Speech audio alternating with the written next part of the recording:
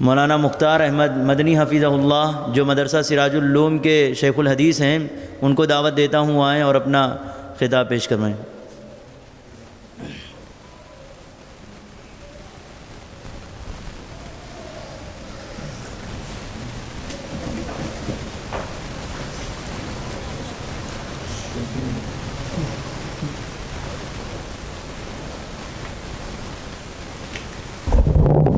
السلام علیکم ورحمۃ اللہ وبرکاتہ۔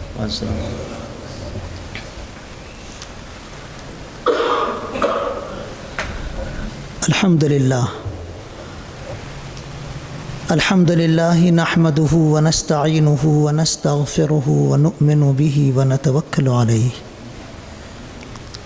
ونعوذ باللہ من شرور انفسنا ومن سیئات اعمالنا من يهده الله فلا مضل له ومن يضلل فلا هادي له وأشهد أن لا إله إلا الله وحده لا شريك له وأشهد أن سيدنا ونبينا ومولانا محمدا عبده ورسوله أما بعد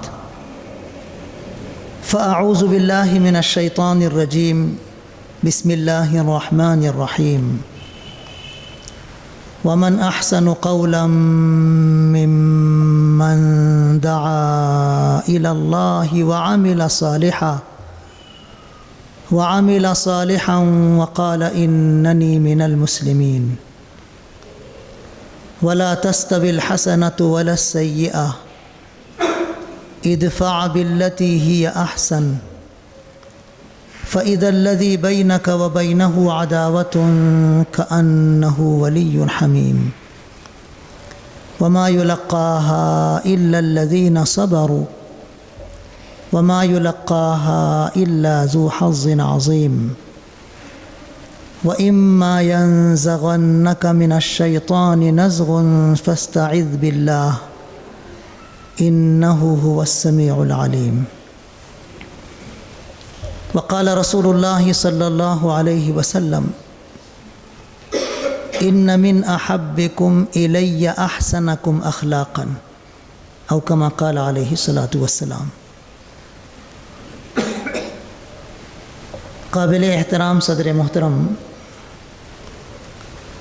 بہت دور دراز سے سفر کی مشقتوں کو برداشت کر کے تشریف لانے والے علماء اعظام اور اپنے قیمتی اوقات کو لے کر یہاں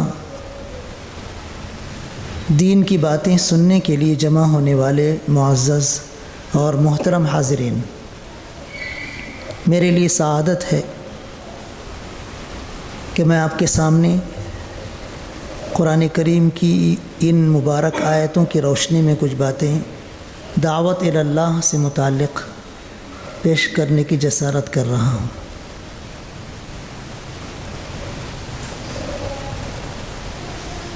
اللہ پاک کا مبارک ارشاد ہے،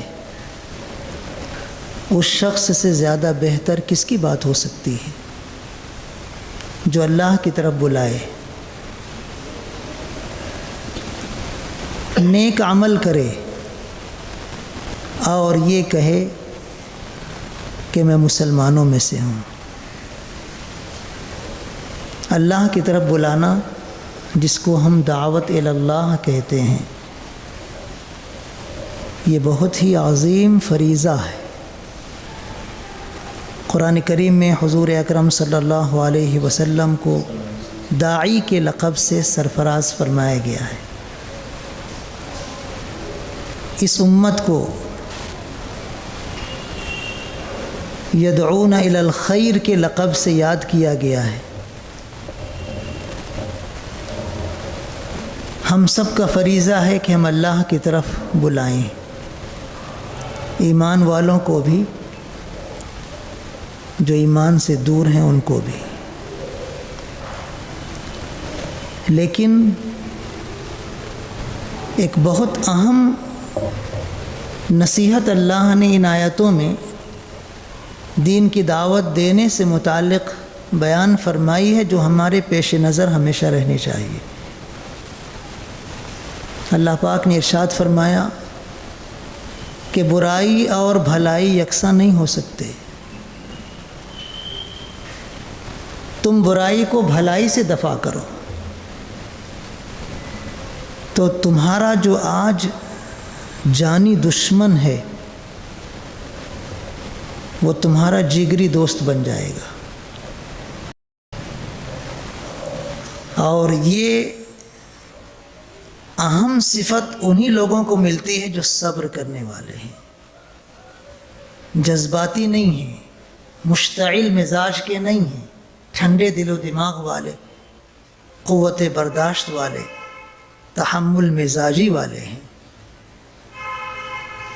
اور ایسے لوگ بڑے عظیم مرتبے اور بڑے عظیم نصیب والے ہوتے ہیں، اور اس عظیم کام کو کرنے کے وقت ضرور تمہیں شیطان ورغلائے گا۔ برائی کا جواب بھلائی سے دینے میں، تحمل اور بردباری کا مظاہرہ کرنے میں شیطان تمہیں ضرور ورغلائے گا، تو اللہ کی پناہ لے لے۔ بے شک اللہ سب کچھ سننے والا، سب کچھ جاننے والا ہے۔ آج دشمنان اسلام بھی اس کا اعتراف کرتے ہیں کہ مذہب اسلام سے زیادہ پوتر، پاکیزہ، مہان، عظیم کوئی مذہب نہیں۔ چند لوگ ہیں جو بہت متعصب اور بہت زیادہ متشدد مزاج کے ہیں، ورنہ برادران وطن میں بھی بہت سارے آپ کو ایسے ملیں گے جو اسلام کی حقانیت اور اسلام کی اہمیت اور اس کی عظمت کو مانتے ہیں۔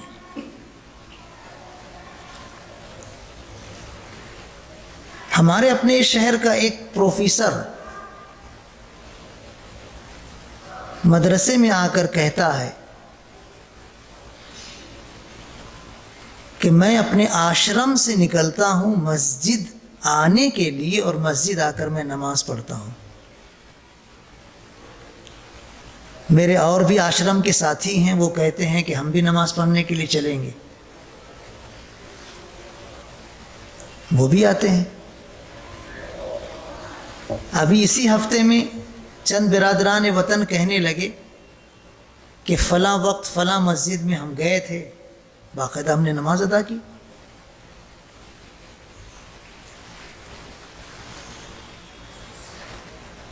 بچے وضو کر رہے تھے مدرسے میں، مسجد میں،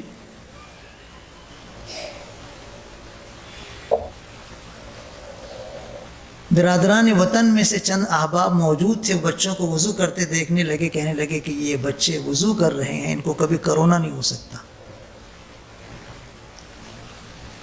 جو دن بھر میں بار بار وضو کرتے ہیں، بار بار ہاتھ دھوتے ہیں، صفائی ستھرائی کا اتنا خیال رکھتے ہیں، ان کو کرونا نہیں ہو سکتا۔ ہمارے وضو، ہماری نماز، ہماری جو اسلامی بنیادی شعار کی چیزیں ہیں، ان کو وہ اپنی آنکھوں سے دیکھ کر اس کو سراہ رہے ہیں۔ اگر ہمارے اچھے اخلاق، ہمارے عمدہ اخلاق ان کے سامنے اور اچھے طریقے سے آئیں گے تو انشاءاللہ ان کا تأثر اور قوی ہوگا۔ ہمارے اندر خامی ہے کہ ہم برائی کا جواب برائی سے دینے کی کوشش کرتے ہیں، برائی کا جواب بھلائی سے دینے کی ہمارے اندر جسارت نہیں ہے، ہمارے دل میں کشادگی کم ہے، وسعت ظرفی کم ہے۔ چاہے سامنے والا مسلم ہو، چاہے نان مسلم ہو، اگر اس کی طرف سے ہمارے خلاف کوئی حرکت ہوتی ہے تو ہم تن کے کھڑے ہو جاتے ہیں۔ اگر وہ اینٹ سے مارتا ہے تو ہم پتھر سے مارنے کی کوشش کرتے ہیں۔ یہ جارحانہ انداز ہمارا مفید نہیں ہے۔ قرآن کریم میں اس بات کو ایک جگہ نہیں اور بھی کئی مقامات پر اللہ پاک نے بیان فرمایا ہے کہ بھلائی کے ذریعے برائی کو دفع کرو۔ لیکن ہم اپنے آپ میں، آپس کے مسلم معاشرے میں بھی اس گر کو، اس ہنر کو اور اس طریقہ علاج کو اپناتے نہیں ہیں. برادران وطن کے تعلق سے تو بہت دور کی بات ہے. ہم کو چاہیے کہ ہم اپنے معاشرے میں بھی اس کا تجربہ کریں، مسلم معاشرے میں، کہ اگر کسی کی طرف سے کوئی تلخی ہمارے سامنے ظاہر ہو رہی ہے، کوئی ناگوار حرکت وہ ہمارے سامنے ہمارے خلاف کر رہا ہے، تو ہم اس کو برداشت کر کے اس کے بالمقابل اس سے اچھے برتاؤ کا اس کے ساتھ ثبوت اس کے سامنے ثبوت پیش کریں اور مظاہرہ کریں، تو انشاءاللہ اس کا بہت مثبت ہمارے سامنے نتیجہ ظاہر ہوگا. اور ایسے ہی برادران وطن کے تعلق سے بھی یہ نسخہ کبھی آپ تجربہ کر کے دیکھیے. میں ٹرین پر سوار تھا، اپنی برتھ پر بیٹھا ہوا تھا، مجھ کو میرے ساتھی چھوڑنے کے لیے آئے، پلیٹ فارم پر کھڑے تھے، میں ٹرین میں بیٹھا ہوا، وہ کھڑکی سے بات کر رہے تھے. میرے بغل کی برتھ پر ایک سادھو گیروا لباس پہنے ہوئے وہ تھا. میں اپنے ساتھی سے بات کر رہا تھا.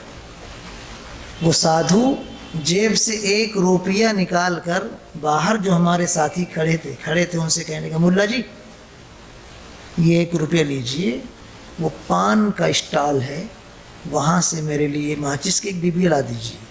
اس وقت ماچس کی ڈبی 4 آنے کی ملتی تھی، 25 پیسے کی ملتی تھی. ہمارے ساتھی گئے، پان اسٹال سے ماچس کی ڈبیاں لائے، 25 پیسے کی خرید کر، اور وہ سادھو جو تھے اندر بیٹھے ہوئے ہمارے بازو میں برتھ پر، ان کو دے دیے، گرو جی لیجیے. ان کا 1 روپیہ واپس کر دیا انہوں نے. وہ ایک دم دنگ، کیا پتا ان کی ذہن میں کیا خیال آیا کہ میرا پیسہ انہوں نے واپس کیوں کیا. تو ہمارے ساتھی نے کہا ان کے پاس کھلے پیسے نہیں ہیں، چھٹے پیسے نہیں ہیں. کیا مطلب؟ یعنی جس اسٹال پر وہ گئے تھے پان کی دکان پر، وہ 25 پیسے کھلے مانگ رہا تھا، چھٹے مانگ رہا تھا.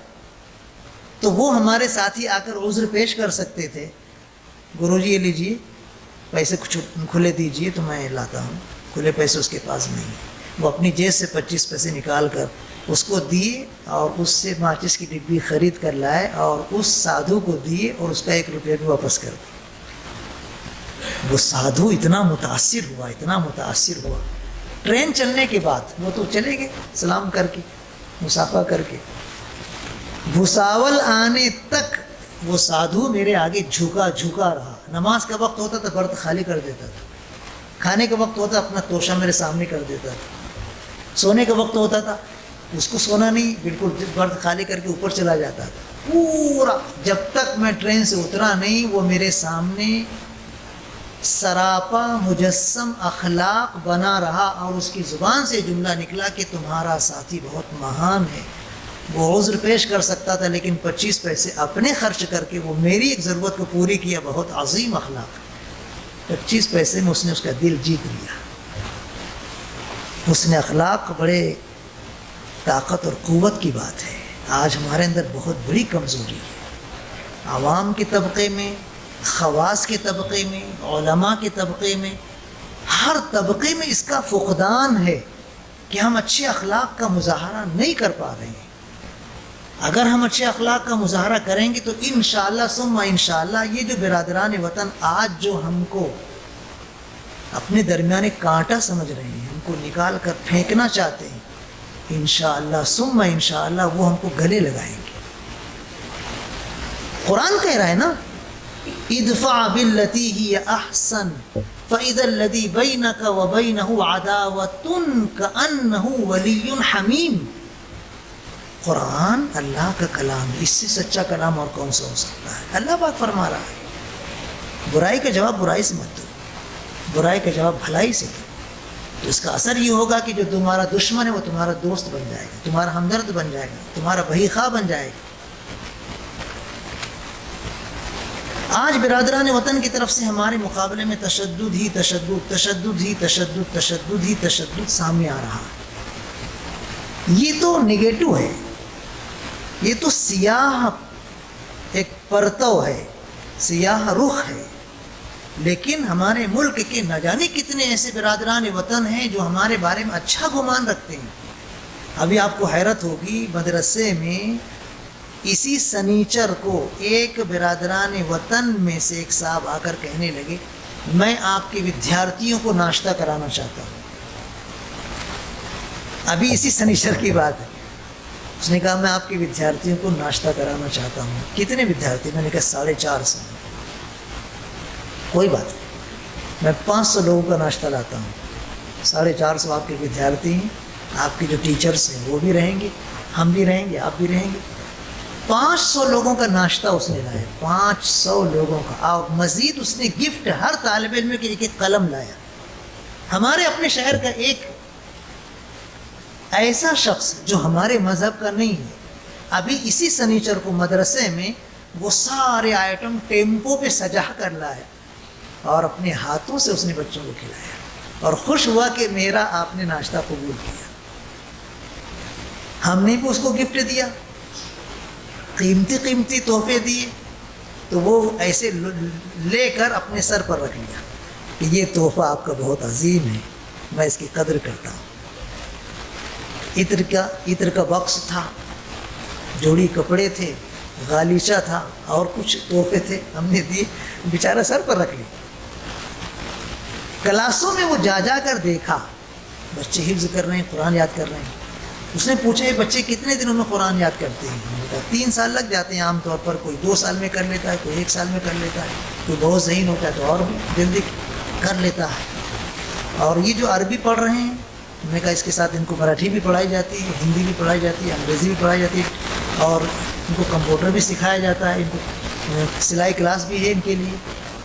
اتنا خوش ہوا کہ وہ کہنے لگا ہمارے جو گرو ہیں، وہ غیر مسلم کہنے لگا ہمارے جو گرو ہیں وہ مجھ سے کہتے ہیں کہ میں 5 لاکھ روپے لے کر گھر سے نکلتا ہوں، کوئی نابینا ہے، کوئی لنگڑا ہے، کوئی لولا ہے، کوئی بیوہ ہے، معاشرے میں جو مجھ کو ایسے معذور ملتے ہیں، میں کسی کو 5,000 دے رہا ہوں، کسی کو 10,000 دے رہا ہوں، کسی کو 1,000 دے رہا ہوں، 5 لاکھ پورا خرچ کر کے باہر گھر آتے ہیں واپس۔ وہ اپنے گرو کے بارے میں کہنے لگا۔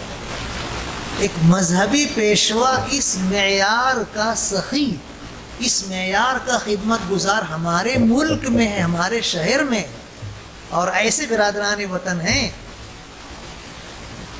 دیوپور میں آشرم ہے، وہاں سے ایک دو آتے ہیں نماز پڑھنے کے لیے۔ ایک دن کہنے لگے مولانا ہم کو پروانگی دیجیے، عورتیں بھی نماز پڑھنے کے لیے آئیں گی۔ ہم نے کہا اس کے لیے تو آپ کو تھوڑا سا کشٹ اٹھانا پڑے گا۔ تو وہ باقاعدہ کلیکٹر آفس جا کر باقاعدہ پروانگی لی، سیفٹی کے طور پر انہوں نے حفاظتی انتظامات پولیس ڈپارٹمنٹ کی طرف سے اپنے لیے لیا کہ کہیں ان کے اپنے یا کہیں ہماری طرف سے کوئی آبجیکشن نہ ہو، کوئی اپوز نہ ہو۔ وہ آشرم سے نکلے ہیں مرد بھی عورتیں بھی، اور ایک ایسے جگہ جہاں عورتیں مرد سب جمع ہوتے ہیں اور کوئی وہاں بھید بھاؤ نہیں ہے۔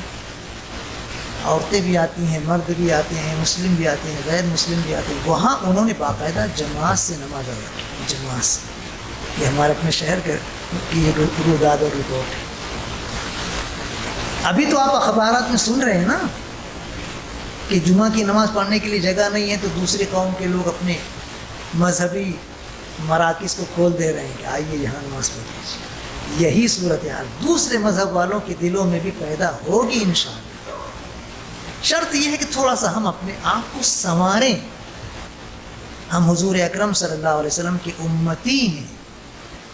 قرآن میں آپ کے لیے کہا گیا وَإِنَّكَ لَعَلَىٰ خُلُقٍ عَظِيمٍ۔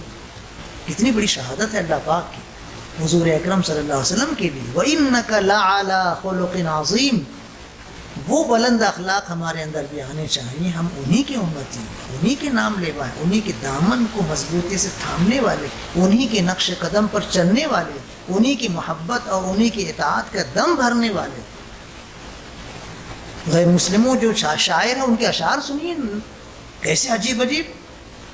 کرشن بہاری نور کہتا ہے دیر سے نور چلا یوں کہ حرم تک پہنچا، سلسلہ میرے گناہوں کا کرم تک پہنچا، تیری معراج محمد تو خدا ہی جانے، میری معراج کہ میں تیرے قدم تک پہنچا. ایک غیر مسلم شاعر کہہ رہا ہے. عقیدت ہے اس کو ہمارے پیغمبر صلی اللہ علیہ وسلم سے, عقیدت ہے ہمارے عبادت گاہوں سے. آج بھی برادران وطن مسجد میں چندہ دینے کے لیے تیار رہتے ہیں. آج بھی برادران وطن رمضان میں افطار کا سامان لا کر خوش ہوتے ہیں کہ یہ مسلم بھائی قبول کر لیں اور اس کو اپنے افطار میں شامل کریں.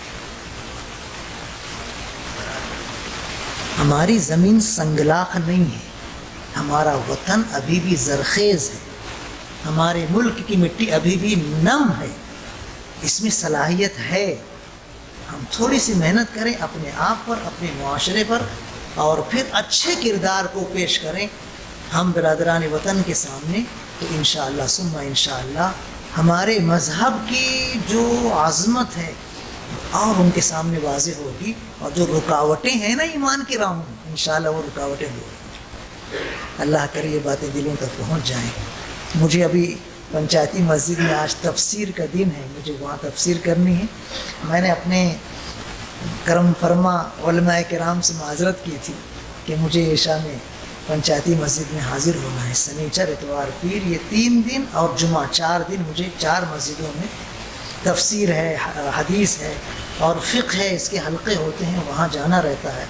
اتوار کو میں نے ہمارے کرم فرما شیخ فیصل المدنی حفظہ اللہ ورعاہ سے کہا تھا, ان کے فون پر فون آ رہے تھے, جیسے ہی میں تفسیر سے گھر واپس آیا, گھر والے شکایت کرنے لگے کہ اتنا فون آپ کا آیا, آپ کو موبائل لے کے جانا چاہیے تھا.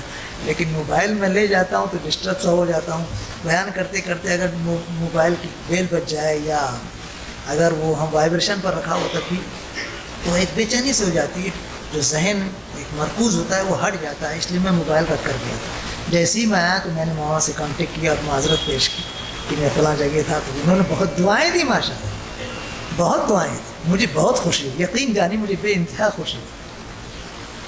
تو یہ چند کلمات تھے.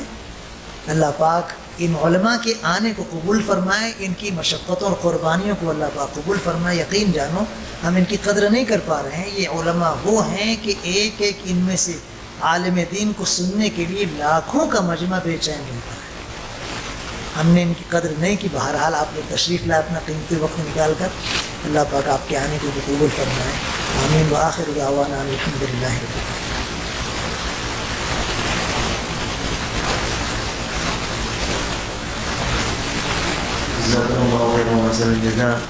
بہت ہی قیمتی پند اور نصائح تھے. غیر اقوام جو ہمارے ساتھ اس ملک ہندوستان کے اندر بستی ہیں, ان کا دل کیسے جیتا جائے, کردار کے ذریعے سے, اخلاق کے ذریعے سے. تحریر سے ممکن ہے نہ تقریر سے ممکن وہ کام جو انسان کا کردار کرے ہیں.